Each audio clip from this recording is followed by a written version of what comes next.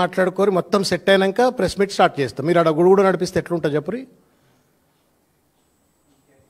Please cooperate చేయరు.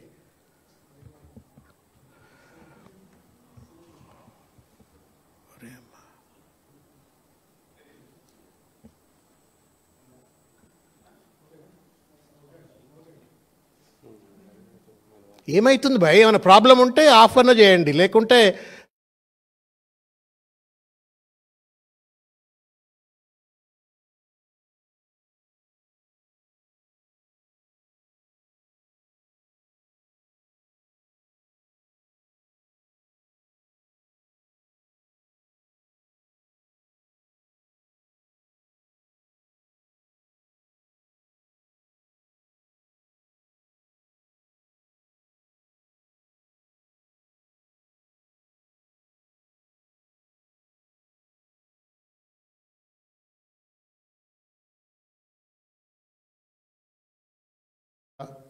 Jubilee హిల్స్లో అనేక సమస్యలతో ప్రజలు సతమతమవుతూ ఉన్నారు. సివిక్ సిస్టమ్స్ అన్నీ కూడా డీఫంక్ట్ అయి ఉన్నటువంటి ఒక పరిస్థితుల్లో ఉన్నారు.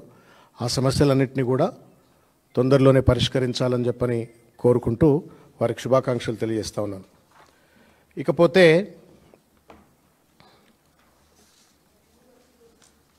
జూబ్లీ హిల్స్ ఉప ఎన్నికలో గెలుపొందిన తర్వాత గౌరవ ముఖ్యమంత్రి గారు రేవంత్ రెడ్డి గారు పత్రికా సమావేశం పెట్టి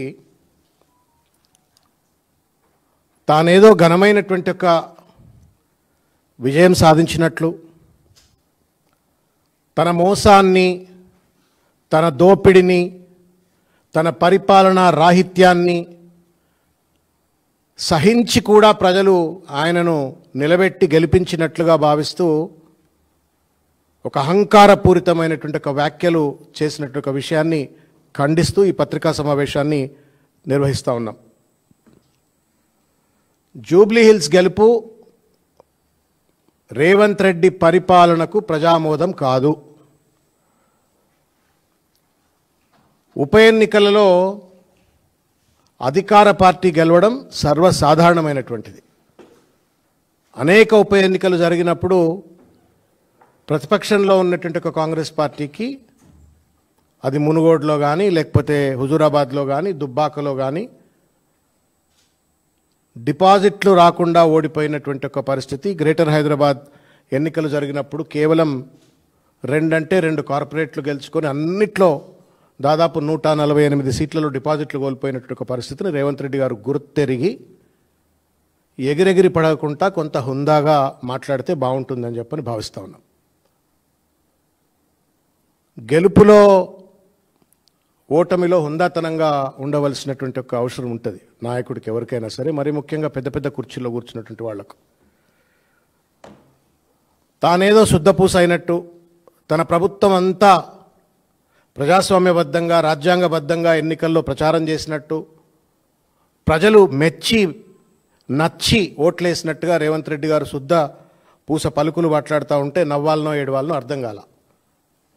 దాదాపు పిసిసి అధ్యక్షుడు, 15 మంది మంత్రులు, 10 మంది ఎంపీలు, 60 మంది ఎమ్మెల్యేలు, ఏఐసిసి ప్రధాన కార్యదర్శి, కార్యదర్శులు, కార్యకర్త నుండి డీజీపీ వరకు పోలీసులు, ఎన్నికల సిబ్బంది అందరూ కుమ్మక్కైపోయి ఇంతమంది కలిసి భర్త కోల్పోయినటువంటి ఒక మహిళ మీద అనేక దాష్టికాలకు పాల్పడి, బీఆర్ఎస్ పార్టీ కార్యకర్తలపైన అనేక దాష్టికాలకు పాల్పడి 200 కోట్ల రూపాయలు పైచిలకు ఖర్చు పెట్టి వాటిపైన కూడా విశ్వాసం లేకుండా గెలుపు సాధ్యం కాదని తెలిసిన తర్వాత ఎంఐఎంను కాళ్ళ వేళ్లాబడి ఎంఐఎం శాసనసభ్యులను, కార్పొరేటర్లను పట్టుకొచ్చి బోగస్ ఓటర్లతో గెలిచిన తర్వాత కూడా తానేదో గెలిచినట్టు, అదేదో రిఫరెండం అయినట్టు, ఆయన ప్రభుత్వం అంతా కూడా అద్భుతంగా ఉందని చెప్పని ప్రజలు సర్టిఫికేట్ ఇచ్చినట్టుగా ఆయన జబ్బలు దర్చుకుంటుంటే నవ్వాలనా ఏడవాలనా అర్థం కానటువంటి ఒక పరిస్థితి. ఇది ప్రజలకు అర్థమైంది. పాత బస్తీలోనో, బీహార్లోనో, ఉత్తరప్రదేశ్లోనో, రాయలసీమలోనో జరిగేటువంటి ఒక rigging, bogus voting, booth capturing, booth ఏజెంట్లను బెదిరించినటువంటి ఒక వైనం జూబ్లీ హిల్స్, హైదరాబాద్ నడిగడ్డ అయినటువంటి ఒక జూబ్లీ హిల్స్కి పట్టుకొచ్చి మళ్ళా తను రాజ్యాంగబద్ధంగా గెలిచినట్టుగా నాటకాలు చేస్తున్నటువంటి ఒక వైఖరిని తీవ్రంగా ఖండిస్తూ ఉన్నాం. వాస్తవానికి ఎన్నిక, జూబ్లీ హిల్స్ ఎన్నిక రేవంత్ రెడ్డి గారికి జీవన్ మరణ సమస్య ఇది. అందుకే బీజేపీ వాళ్ళతో కుమ్మక్కయిండు, ఎన్నికల కమిషన్తో కుమ్మక్కయిండు, పోలీసులతో కుమ్మక్కయిండు, అసదుద్దీన్ ఓవైసీ, అక్బరుద్దీన్ వారి లాంటి వాళ్ళతో కాళ్ళబేరానికి వచ్చి ఇవాళ వాళ్ళతో బోగసోటింగ్ చేయించుకొని ఇవాళ ఈ ఎన్నిక గెలిచి జబ్బలు జరుచుకుంటా ఉంటే దయ్యాలు వేదాలు వల్లించిన ఒక పరిస్థితి. జీవన్మరణ సమస్య ఎందుకు అంటున్నాను అంటే, ఈ పదవి కనుక, ఈ ఎన్నిక కనుక ఓడిపోయి ఉంటే అనలిస్ట్లో కానివ్వండి, లేకపోతే ఢిల్లీలో ఉన్న సర్కిల్స్లో అందరిలో కూడా ఒక మాట ఏంటంటే, ఈ ఎన్నిక ఓడిపోతే రేవంత్ రెడ్డి పదవి ఊడిపోతుంది, ముఖ్యమంత్రి పదవి ఊడిపోతుంది అని చెప్పని తెలిసి ఎన్ని అడ్డమైనటువంటి ఒక దొడ్డిదారులు దొక్కాలనో అన్ని అడ్డమైన దొడ్డిదారులన్నీ దొక్కి ఈ ఎన్నిక గెలిచినటువంటి ఒక విషయాన్ని గుర్తు చేస్తూ ఉన్నాము. ఇంకొక విషయం ఏంటంటే, చాలా సర్వేలు మీరు కూడా చూసుంటారు, మీడియా మిత్రులు చూసుంటారు, సోషల్ మీడియాలో కూడా సర్క్యులేట్ అయినట్టు ఒక సర్వేలు చూసుంటారు. రేవంత్ రెడ్డి నేతృత్వం వహిస్తున్నటువంటి ఒక కాంగ్రెస్ పార్టీ ప్రాబల్యం కంటే నవీన్ యాదవ్కు ప్రాబల్యం ఎక్కువ ఉండే. Percentage of people acceptance was more for Naveen than Congress party and Revanth Reddy. మళ్ళీ అదేదో నేను గెలిచినా అని చెప్పని ఆయన భుజకీర్తులు తగిలించుకొని ఆయన జబ్బలు దరుచుకుంటా ఉంటే ప్రజలను మభ్యపెట్టినట్టు కాదా అని చెప్పని సూటిగా వారిని ప్రశ్నిస్తున్న పరిస్థితి. ఒకవేళ నిజంగానే గనక ఆయన నేతృత్వంలో పనిచేస్తున్న కాంగ్రెస్ ప్రభుత్వానికి, కాంగ్రెస్ పార్టీకి బలం ఉన్నట్టయితే మొన్న 23 ఎన్నికల్లో ఓడిపోయిన అజరుద్దీన్కి ఎందుకు టికెట్ ఇవ్వలే? అజరుద్దీన్ ఎందుకు అభ్యర్థిగా పెట్టలే? ఎంఐఎం పార్టీ నుండి ఓడిపోయినటువంటి ఒక నవీన్ యాదవ్ గారికి తీసుకొచ్చి నువ్వు టికెట్ ఇచ్చినావు తప్ప నీ సొంత పార్టీలో ఓడిపోయినటువంటి ఒక అభ్యర్థికి టికెట్ ఇవ్వలేదంటే నీ పార్టీ గెలుస్తుంది అనే ఒక నమ్మకం రేవంత్ రెడ్డికే లేదు. సేమ్ థింగ్ హ్యాపెండ్ కంటోన్మెంట్లో కూడా గట్లనే బీజేపీ అభ్యర్థి అయినటువంటి గణేష్ను పట్టుకొచ్చి టికెట్ ఇచ్చిండు తప్ప పాప మా వెన్నెలమ్మ మా గద్దరలను వాడుకున్నాడు. మా గద్దరలను ఊరూరు తిప్పిండ్రు, మీటింగ్లు తిప్పిండ్రు, ఆయనతో ప్రచారాలు చేయించుకున్నారు. ఆయన బిడ్డకు టికెట్ ఇచ్చినట్టే ఇచ్చి ఓడిపోయిన తర్వాత మళ్ళీ అధికారంలోకి వచ్చినాక ఎన్నిక పెడితే ఎవరికి ఇవ్వాలన్న టికెట్ మీరు చెప్పురి, గుడమే చేయబెట్టుకొని చెప్పురి. గద్దరణ మీద గౌరవం ఉన్నట్టయితే, రేవంత్ రెడ్డికి ఆయన అధికారం మీద, ఆయన ప్రజామోదం మీద కనుక నిజమైన విశ్వాసం ఉన్నట్టయితే వెన్నెల గారికి సీట్ ఇవ్వాలా? వెన్నెల గారికి సీట్ ఇవ్వలే. గణేష్ అని చెప్పని బీజేపీలు ఉన్నారని పట్టుకొచ్చి టికెట్ ఇచ్చిండు. ఇక్కడనేమో అజరుద్దీన్ ఒక మైనారిటీ సెలబ్రిటీని టికెట్ ఇవ్వకుండా ఆయనను పక్కకు పెట్టి నవీన్ ఎంఐఎం క్యాండిడేట్ను పట్టుకొచ్చి టికెట్ ఇచ్చిండ్రు. అంటే సొంత పార్టీలో ఉన్నటువంటి వాళ్ళందరినీ ఖతం చేస్తూ అటు బీజేపీ ఎంఐఎం వాళ్ళతో కొమ్ము కాస్తూ ఇవాళ టికెట్లు పంచి అదేదో దొడ్డిదారిన గుడ్డి దెబ్బ గెలిచినట్టు గెలిస్తే దాన్ని కూడా ఇవాళ ఆయన గొప్ప అని చెప్పని చెప్పుకునేటువంటి ఒక ప్రయత్నం చేస్తూ ఉన్నారు. ఇది కాంగ్రెస్ రేవంత్ రెడ్డి గెలుపు కాదు, ఇది నవీన్ యాదవ్ గెలుపు. You have to accept it. ఇంత బోగసోటింగ్ జరిగినా, ఇంత జరిగినప్పటికీ కూడా ఇది నవీన్ యాదవ్ గెలిపిది. దానికి నేను గెలిచినా, నా మోసాలన్నీ తూచైపోయినాయి, నా దోపిడంతా తూచైపోయింది, నా అవినీతి అంతా తూచైపోయింది, నా పథకాల అమలును చేయకపోయినా కానీ ప్రజలు నన్ను మెచ్చిండ్రు అని చెప్పని రేవంత్ రెడ్డి అనుకుంటే పిల్లి కళ్ళు మూసుకొని పాలు తాగినట్టు ఉంటుంది తప్ప ఇంకొకటి కాదన్నట్టు ఒక విషయాన్ని నేను గుర్తు చేస్తూ ఉన్నాను. ఓడిపోగానే ఏందేందో మాట్లాడినాడు. 10 సంవత్సరాల అధికారంలో ఉన్న పార్టీ బీఆర్ఎస్ పార్టీ. నువ్వు 10 సంవత్సరాల అధికారంలో లేవు. పార్టీలు గెలుస్తాయి, ఓడిపోతాయి, మళ్ళా గెలుస్తాయి, మళ్ళా ఓడిపోతాయి. This is a continuous process. అంత మాత్రం చేత హరీష్ రావు గారి పైన దాడి, కేటీఆర్ గారి పైన దాడి, కేసీఆర్ గారు ఆరోగ్యం బాగాలేదని చెప్పని ఏది పడితే అది చిల్లరమల్లరగా మాట్లాడి మళ్ళీ మీడియా వాళ్ళని బెదిరించుడు, అదిరిచ్చుడు, ఎకసెక్కాలాడు, ఇదేం ముఖ్యమంత్రి పద్ధతి అండి? నువ్వు ఓడిపోలే కొడంగల్లా, మల్కాజిగిరి పార్లమెంట్ సభ్యుడిగా నువ్వు ఎన్ని కార్పొరేటర్లు గెలిచినావు చెప్పబ్బా? నేను కూడా కాంగ్రెస్లో ఉన్నప్పుడు మొత్తం 150 డివిజన్లలో పరమేశ్వర్ రెడ్డి, సోమశేఖర్ రెడ్డి, ఆ ఇద్దరు స్వయం ప్రకాశిత లీడర్లు. వాళ్ళు ఇద్దరు నీ వల్ల కాదు వాళ్ళు గెలిచింది, వాళ్ళ వల్లనే వాళ్ళు గెలిచిండ్రు.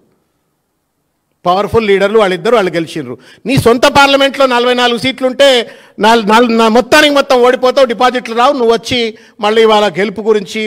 అందుకే ఏమంటా ఉన్నానంటే ఒక గెలుపుని చూసి వాపును చూసి బలుపు అనుకున్నట్టు అన్నట్టు ఒక విషయాన్ని గుర్తు చేస్తూ ఉన్నాను. అసదుద్దీన్ అక్బరుద్దీన్ కాళ్ళు మొక్కి సంజయ్తో కుమ్మక్కై, బండి సంజయ్తో కుమ్మక్కై బీజేపీ ఓట్లని బీఆర్ఎస్కు ట్రాన్స్ఫర్ చేయించుకొని దానికి తోడుగా మళ్ళా పాత బస్తీల నుండి బోగస్ ఓటింగ్ చేయించి గెలిచిన పెద్ద మనిషి. బీఆర్ఎస్ ఓట్లన్నీ కాంగ్రెస్కు, బీజేపీ ఓట్లన్నీ కూడా కాంగ్రెస్కు ట్రాన్స్ఫర్ చేయించుకొని బోగస్ ఓట్లతో గెలిచినటువంటి ఒక రేవంత్ రెడ్డి గారు తానేదో సాధించినట్టుగా చిల్లర మల్లర మాట్లాడిన ఒక మాటలను తీవ్రంగా ఖండిస్తూ ఉన్నాం. ఆయన 100 ఎలుకలు తిన్న పిల్లి తీర్థయాత్రలకు పోయిందట. సౌ చూహా కాయసో బిల్లి హజ్ యాత్రకు నికల్ పడే అన్నట్టుగా ఆయన రాజకీయ హిత సుభాషితాలు చెప్తా ఉన్నాడు. లాస్ట్ ఇయర్లోనే రాజకీయాలు చేయాలా, లాస్ట్ ఇయర్లో మాత్రమే రాజకీయాలు చేయాలా,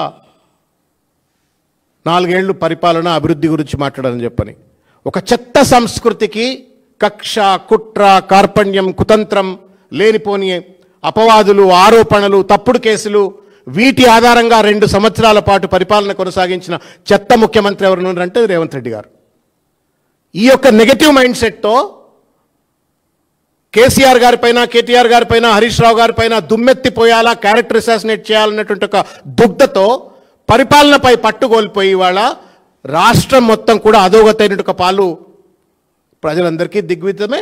సిఏజీ లెక్కలు చెప్తా ఉన్నా ఏ రకంగా రెవెన్యూ రిసిప్ట్స్లో కానివ్వండి, ట్యాక్స్ రియలైజేషన్స్లో కానివ్వండి ఏ రకంగా రాష్ట్రం దెబ్బతిన్నదో పూర్తిగా కూడా కనబడతా ఉంది. ఆయన అనుకుంటా ఉన్నాడు ఇవాళ కేటీఆర్ గారు, హరీష్ రావు గారి మధ్యన పంచాయతీలు ఉన్నాయి, ఈయన కుర్చీ కోసం ఆయన కుర్చీ కోసం ఈయన కొట్లాడుతున్నాడు అని చెప్పండి. నీ సొంత కుర్చీ కింద ఎన్ని కుంపట్లు ఉన్నాయో ఒక్కసారి చూసుకో రేవంత్ రెడ్డి గారు. నిన్ను ఎందుకు బీహార్కు పిలవలే? బీహార్ ప్రచారానికి రేవంత్ రెడ్డిని ఎందుకు పిలవలే? ఎందుకు పొంగులేటి శ్రీనివాసరెడ్డిని పిలిచిండ్రు, అంజన్ కుమార్ యాదవ్ గారిని పిలిచిండ్రు, ఎందుకు రేవంత్ రెడ్డి గారిని బీహార్ ప్రచారానికి పిలవలే? ఇవాళ ఉత్తమ్ కుమార్ రెడ్డి, కోమటిరెడ్డి రాజగోపాల్ రెడ్డి, పొంగులేటి శ్రీనివాసరెడ్డి ఈ ముగ్గురు కలిసి నీ కుర్చీని ఎప్పుడు పడితే అప్పుడు గుంజుకుందామా అని చెప్పని వాళ్ళు కుంపట్లు పెట్టుకొని సిద్ధంగా కూర్చున్నారు. మళ్ళీ వచ్చి నువ్వు హరీష్ రావు గారి గురించి, కేటీఆర్ గారి గురించి, కేసీఆర్ గురించి మాట్లాడుతున్నావు. నీ కుర్చీ నువ్వు కాపాడుకోవా మొదలు. ఎండ్రకిచ్చల గంప ఇది మీది, మీ ప్రభుత్వం ఎండ్రకిచ్చల గంప. ఒకనికంటే ఒకడికి సయోధ్య ఉందా చెప్పుని మీరు గుండె మీద చేయబెట్టుకొని చెప్పండి. రేవంత్ రెడ్డి గారు, మీ మంత్రులు, మీకు సయోధ్య ఉందా? నువ్వు ఎప్పుడు ఫెయిల్ కావాలని చెప్పని మిగతా మంత్రులంతా ఎప్పుడు ఫెయిల్ అవుతారు, ఎప్పుడు అవినీతిలో కూరుకుంటారు, నేను ఎప్పుడు ఎవరిని బీకేయాలా, ఉత్తమ్ కుమార్ రెడ్డిని ఎట్లా బీకేయాలా, పొన్నం ప్రభాకర్ని ఎట్లా బీకేయాలా, భట్టిని ఎట్లా బీకేయాలా, పొంగులేటి శ్రీనివాసరెడ్డి ఎట్లా బీకేయాలా, నీ కుట్ర. మీరు కుట్రలు కుతంత్రాలు చేసుకుంటా ఒక కలహాల కాపురం నడిపిస్తూ రాష్ట్ర ఆర్థిక వ్యవస్థను, రాష్ట్ర ప్రభుత్వాన్ని, రాష్ట్ర పురోగతిని గండిగొట్టేటువంటి ఒక మీరు బీఆర్ఎస్ పార్టీలో ఉన్నటువంటి ఒక అంతర్గత అంశాల పట్ల, విషయాల పట్ల లేనిపోని ఊహలు, కలలు అంటూ కేసీఆర్ లేకపోతే కేటీఆర్, హరీష్ రావు వీళ్ళ మధ్యన ఏదో పంచాయతీలు అని చెప్పని కలలు కంటున్న రేవంత్ రెడ్డి, ముందు నీ కుర్చీని కాపాడుకో, నీ కుర్చీకి ఉన్నటువంటి ఒక బాధ్యతను కాపాడుకో, రాష్ట్ర ప్రగతిని కాపాడాలని చెప్పని నేను విజ్ఞప్తి చేస్తూ ఉన్నాను. వాస్తవానికి ఏంటంటే నీ పదవికి పిండం పెట్టడానికి మొత్తం అంతా తయారున్నారు. నీ పార్టీలో ఉన్న వాళ్ళే నీ పదవికి పిండం పెట్టాలా, నేను ఎప్పుడు దింపాలా అని చెప్పని మొత్తం అంతా సిద్ధంగా ఉన్నారు. దాన్ని ఫస్ట్ కాపాడుకోవాలని చెప్పని నేను కోరుతా ఉన్నాను. ఇకపోతే నేను ఇంతకుముందు చెప్పినట్లుగా 2 సంవత్సరాలు ఇంత దుర్మార్గంగా, ఇంత అసమర్థతతో పరిపాలన చేసినటువంటి ఒక వ్యక్తి భారతదేశంలో ఏ ముఖ్యమంత్రి కూడా లేడు. Only because of the chief ministers negative mind set, ఒక వ్యతిరేక ధోరణితో, అవినీతి ఆలోచనలతో మొత్తం పరిపాలనను విధ్వంసం చేసి ఇవాళ దేశానికి తలమానికంగా నిలబడ్డటువంటి ఒక కేసీఆర్ గారి పాలనలో నిలబడ్డ తెలంగాణను సర్వనాశనం చేసేటువంటి ఒక పరిస్థితి ఇవాళ సిఏజీ రిపోర్ట్లు చూసినట్టయితే మీకు కనబడుతుంది. రెవెన్యూ రిసిప్ట్స్లో, ట్యాక్స్ రెవెన్యూస్లో, జిఎస్టీ రియలైజేషన్లో, స్టాంప్స్ అండ్ రిజిస్ట్రేషన్ రియలైజేషన్లో, సేల్స్ ట్యాక్స్లో, స్టేట్ ఎక్సైజ్లో మొత్తం అన్ని రంగాల్లో కూడా పెద్ద ఎత్తున లోట్లుంటూ లోటు బడ్జెట్తో ఇవాళ ప్రభుత్వాన్ని నడుపుతూ అప్పుల పాలు చేసి 2 ఏళ్లలో 2,40,000 కోట్ల రూపాయల అప్పు చేసినటువంటి ఒక పెద్ద మనిషి ఇవాళ పరిపాలన గురించి లాస్ట్ సంవత్సరమే రాజకీయాలని చెప్పని చిల్లరమరగా మాట్లాడుతూ ఉన్నారు. నీకంటే వయసులో చిన్న అని కేటీఆర్ గారు నన్ను, నీకంటే చిన్నోడే నీకంటే పెద్ద పేరు ఎట్లా తెచ్చుకుందని చెప్పని అసూయ పడుతుంది నువ్వు. ఆయన అంటా ఉన్నాడు, హరీష్ రావు గారు అసూయ తగ్గించుకోవాలా, కేటీఆర్ గారు అహంకారం తగ్గించుకోవాలని చెప్పని. రేవంత్ రెడ్డి దుర్యోధనునికి జీన్స్ ప్యాంటు తెల్ల షర్టు గడ్డం పెంచితే ఎట్లుంటాడో దుర్యోధనుడు రేవంత్ రెడ్డి సమానం అంతే. కాకపోతే దుర్యోధనుడేమో 7 అడుగులు అట్లుంటుండేనట, ఈయనేమో 3 అడుగులున్నాడు, తేడాగా అంతే. ఒక్క మాటన్నా అహంకారం లేకుండా మాట్లాడతాడా, ఎకసెక్కాలు లేకుండా మాట్లాడతాడా? అసూయ అనే అంగి దొడుక్కొని, అహంకారం అనే లాగు దొడుక్కొని, అవినీతి అనే బ్రాండెడ్ బూట్లు వేసుకున్నటువంటి ఒక పెద్ద మనిషి రేవంత్ రెడ్డి. నేను ఈ మాట ఏదో కోపంతో అంటలే, నరనరాన ఆధిపత్య అహంకారంతో విర్రవీగుతూ ఇవాళ రేవంత్ రెడ్డిదే ఓర్వలేని గుణం. నేను ఓర్వలేని గుణం ఏందనేది మీకు చెప్తాను. మీకు తెలుసు కదా, ఉత్తమ్ కుమార్ రెడ్డి పీసీసీ ప్రెసిడెంట్ ఉన్నప్పుడు పార్టీలో జాయిన్ అయ్యిండు. జాయిన్ అయిన తర్వాత ఎప్పుడన్నా ఉత్తమ్ కుమార్ రెడ్డిని ఓర్చిండా, సహించిండా? ఉత్తమ్ కుమార్ రెడ్డి మీదనే సోషల్ మీడియా గురించి మాట్లాడుతుండు, కేటీఆర్ గారు social media, BRS party social media గురించి. నువ్వేం శుద్ధ పూసవయా? సపరేట్ సోషల్ మీడియా సెల్స్ డెన్స్ నడుపుకుంటా ఉత్తమ్ కుమార్ రెడ్డి నా పైననే నా పార్టీ వాళ్ళే కేసులు పెడుతుండ్రు, అది కూడా రేవంత్ రెడ్డి సునీల్ కనుగోలు ప్రేరేపితం అని చెప్పని కేసులు పెట్టినటువంటి ఒక విషయం ఒక్కసారి గుర్తు చేసుకో.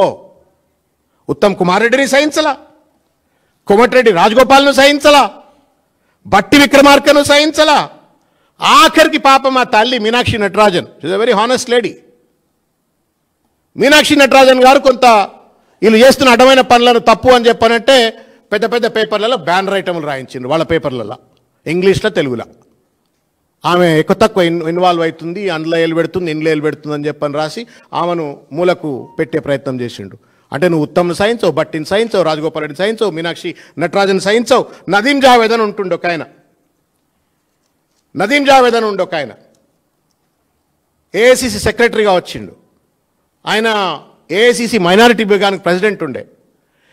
ఓర్వలేక, ఎందుకంటే నికార్స్ అయినోడు, గట్టైన ఆయన, ఉత్తరప్రదేశ్ ఆయన గట్టోడు, ఓర్వలేక ఆయన ట్రాప్ చేసి ఒక ఇల్లీగల్ కేసులలో ఇరికిచ్చి బదనాం చేసి బయటికి పంపిన చరిత్ర రేవంత్ రెడ్డి గారిది. ఇట్లా అసూయకు బ్రాండ్ అంబాసిడర్ రేవంత్ రెడ్డి గారు, అహంకారానికి బ్రాండ్ అంబాసిడర్ రేవంత్ రెడ్డి గారు. అనుముల అంటేనే అసూయ, అనుముల అంటే అహంకారం, అనుముల అంటే అవినీతి, అనుముల అంటే అబద్ధాలు. నువ్వు వచ్చి మళ్ళీ ఏదో సత్యగురుగి లెక్క రేవంత్ రెడ్డి గారు మాట్లాడుతూ ఉంటే బాధ కలుగుతూ ఉంది. భాష గురించి ఏం భాష అండి?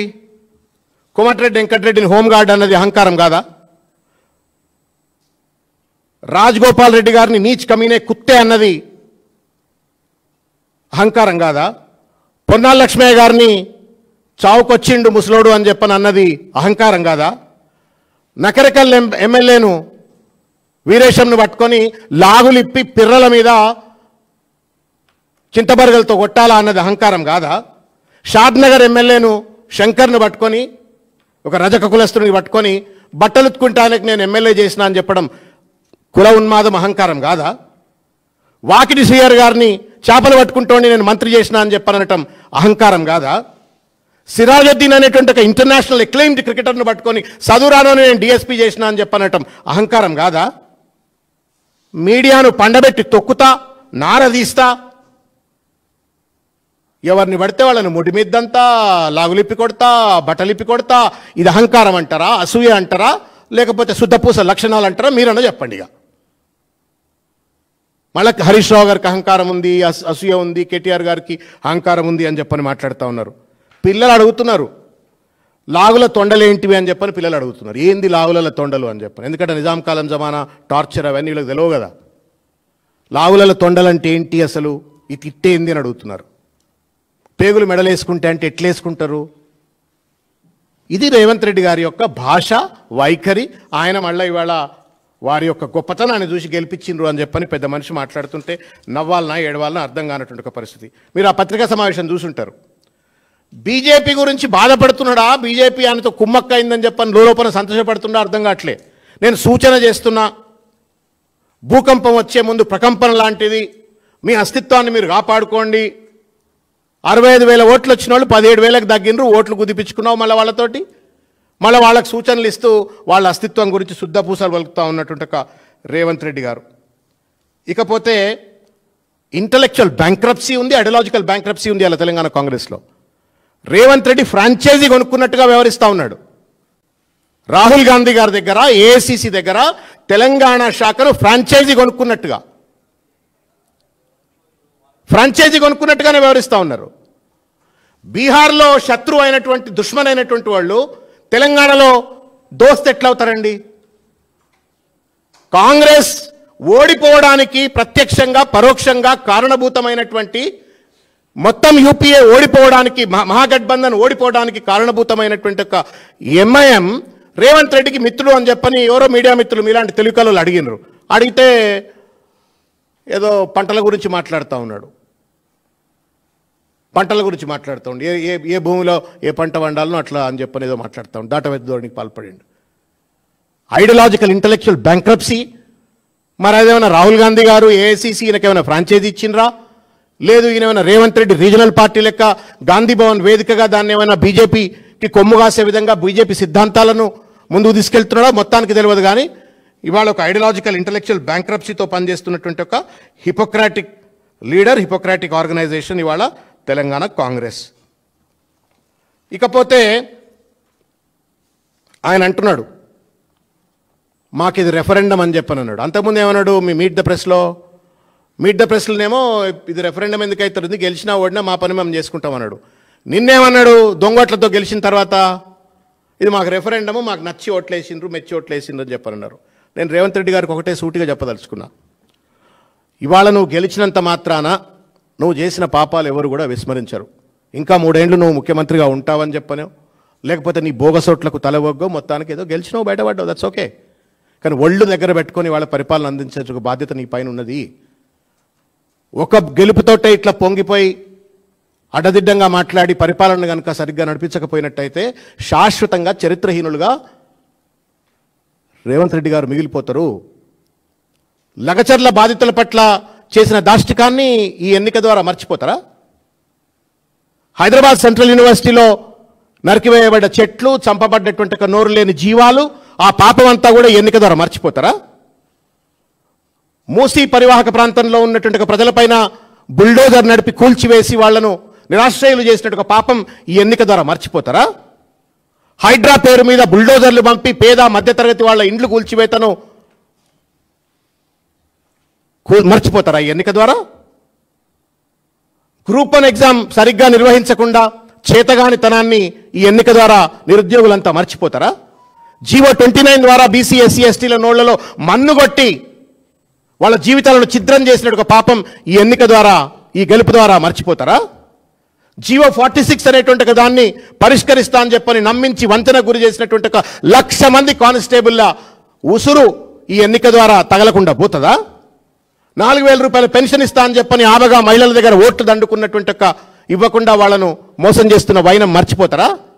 మహిళలకు 2,500 రూపాయలు ఇస్తా అని చెప్పని మహాలక్ష్మి పథకం ద్వారా ఇవ్వకుండా మోసం చేస్తున్న వైఖరిని మర్చిపోతారా? షాది ముబారక్ తులం బంగారం ఇస్తా అని చెప్పని మోసం చేసిన వైనాన్ని మర్చిపోతారా? ఇట్లా చెప్పుకుంటూ పోతే రాసుకుంటే రామాయణం అంతా, వింటే భారతం అంతా. బీసీ బంధు లేదు, రైతు బంధు లేదు, ఫీ రియంబర్స్మెంట్ లేదు. బీసీ ఎస్సీ ఎస్టీ విద్యార్థులు చదువుకోవాలంటే, కాలేజీలకు పోవాలంటే ఇబ్బందికి పడతా ఉన్నారు. కాలేజ్ యజమానులు ఫీజులు అడుగుతుంటే ఈ పాపాలన్నీ మర్చిపోతారా? జాబ్ క్యాలెండర్ లేదు. 70,000 ఉద్యోగాలు ఇచ్చినా అని చెప్పని 10,000 ఉద్యోగాలు కూడా భర్తీ చేయకుండా 70,000 ఉద్యోగాలు ఇచ్చినా అని చెప్పని కేసీఆర్ గారు గుర్తించి నోటిఫికేషన్లు ఇచ్చి పరీక్షలు నిర్వహించిన దాన్ని నీ ఖాతాలో వేసుకుని చేస్తున్న మోసం మర్చిపోతారా అని చెప్పని నేను అడుగుతా ఉన్నాను. ఎన్ని పాపాలు, ఎన్ని మోసాలు చేసినావు నువ్వు? సీఎం రమేష్ గారికి కాంట్రాక్ట్ ఇచ్చి కమిషన్లు దండుకున్నటువంటిది ప్రజలు మర్చిపోతారా? కొడంగల్ లిఫ్ట్ ఇరిగేషన్లో నీ మంత్రి, నీ దోస్తులు పంచుకున్నటువంటి ఒక కాంట్రాక్ట్ టెండర్లో మోసం మర్చిపోతారా? అమృత్ స్కీమ్లో స్కామ్గా మార్చి బామర్దికి కాంట్రాక్ట్ను కట్టబెట్టింది మర్చిపోతారా? ఫార్మాసిటీని విధ్వంసం చేసి ఫ్యూచర్ సిటీ పేరు మీద రియల్ ఎస్టేట్ దందాలు చేసింది మర్చిపోతారా? మొత్తం రియల్ ఎస్టేట్ రంగాన్ని ఆర్ఆర్ ట్యాక్స్ పేరు మీద పర్ స్క్వేర్ ఫీట్ కింద పైసలు అని చెప్పని వసూలు చేస్తూ, పర్ లేఅవుట్ పర్మిషన్ కింద పైసలు అని చెప్పని వసూలు చేస్తూ మొత్తం రియల్ ఎస్టేట్ రంగాన్ని సర్వనాశనం చేసినటువంటి దుర్మార్గాలను ఈ ఎన్నిక ద్వారా మర్చిపోతారు అనుకుంటే మీ మూర్ఖత్వం అవుతుంది రేవంత్ రెడ్డి గారు. ఏం మర్చిపోరు ప్రజలు. They probably have thought that this is not an appropriate time to teach you a lesson. దానికి తోడుగా నీ బోగస్ ఓటింగ్లు. దగ్గర 20 కంప్లైంట్లు ఇచ్చినాం మేము ఎన్నికల కమిషన్కు. మొత్తం దాష్టికాలకు పాల్పడుతున్నారు అని చెప్పని 20 కంప్లైంట్లు ఇచ్చినాం మేము. 20 కంప్లైంట్లు. ఒక్క కంప్లైంట్ను కూడా పరిగణలోకి తీసుకోలే. కొంతమంది పోలీసులు తొత్తులుగా పనిచేస్తూ మా వాళ్ళపైన దాడి చేస్తున్నారు అని చెప్పినాం. చర్యలు తీసుకోలేదు. ఇట్లా మోసం చేసి అధికారంలో గెలిచి అదేదో ఆయనను చూసి ఓట్లేసిండ్రు అని చెప్పని రేవంత్ రెడ్డి గారు కలలు అంటే అవి కలలుగా మిగులుతాయి. మేము ఒకటే విజ్ఞప్తి చేస్తూ ఉన్నాం. కేసీఆర్ గారు కొట్లాడి తెలంగాణ తీసుకొచ్చినటువంటి ఒక తెలంగాణను బాధ్యతగా అన్ని రంగాలలో సమగ్రమైనటువంటి ఒక సమతుల్యమైన అభివృద్ధి సాధించి దేశంలో నెంబర్ 1గా పెట్టినరు. ఇవాళ నీ పరిపాలనలో మళ్ళీ అధోగతి పాలవుతున్నది. 20 ఏళ్ళు వెనక్కి తీసుకుపోయినరు రేవంత్ రెడ్డి గారు. దీన్ని కాపాడాలని చెప్పని కోరుతున్నా. చివరికి రాహుల్ గాంధీ గారి బీహార్ ఎన్నికలో बीजेपी के लाखों लोग खुलेआम अलग अलग राज्यों में धूम कर वोट डालते हैं और इस चोरी को छुपने के लिए सारे सबूत मिटा दिए जाते हैं. बीजेपी और इलेक्शन कमीशन मिलकर खुलेआम वोट चोरी कर रहे हैं. लोकतंत्र की हत्या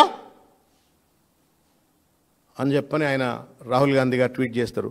మరి జూబ్లీహిల్స్లో లోక్తంత్రం చచ్చిపోలేదా సార్? చెప్పరి బోగస్ ఓట్లు నా జీవితంలో చూడలే నేను.